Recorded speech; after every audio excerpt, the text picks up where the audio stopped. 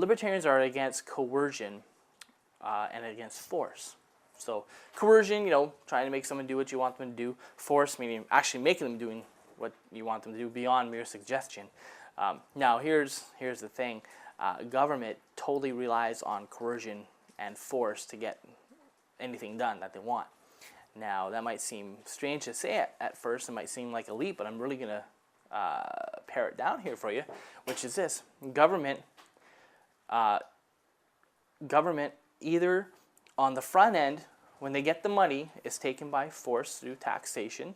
Taxation in pretty much all cases are a coercive means of raising money. It's like, give me the money or else. If I didn't want to, for example, pay federal income taxes because I don't support what the federal government does, for example, I have a risk of going to jail because I don't pay my taxes. That's called coercion. That's threat. Now, when it comes to times that I actually go to jail, now that's force. They're taking me against my will out of my home to lock me in a cage because I didn't want to support them with my money. So that's the problem with government, is that they're funded by coercion. Now, on the other end of the government spectrum are the various programs and monopolies and things like that. For example, here in Manitoba we have MPI, Manitoba Public Insurance, which is the vehicle insurance bureaucracy. That's the only people you can use in this province for insurance. You have no other choices. It's a government monopoly. You're forced to use them.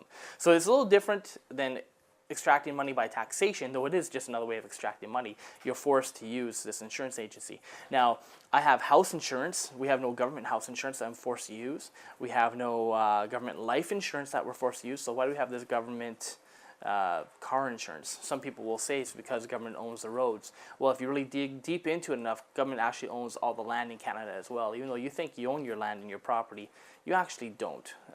I'll have a video on that later on. So not only are you forced to pay the government for things you might not want to use, you're forced to use their services that you might not want to use, any government monopoly.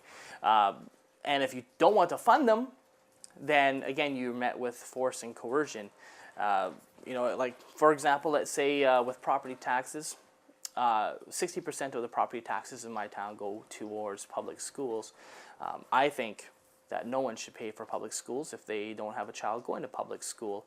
I do, so I'm okay with it for now. I have a few neighbors around me that don't have kids in public school, but if they decide to withhold their property taxes because they didn't want to pay for a service that they're not using, they might have their house taken away from them by the town. Let's say they don't want to leave their house because they didn't hurt anybody. They just want to live their life free and keep the money that they earn. They're going to have men with guns coming to their door to take them away. That's the ultimate conclusion of anything the government does. It's either force or coercion.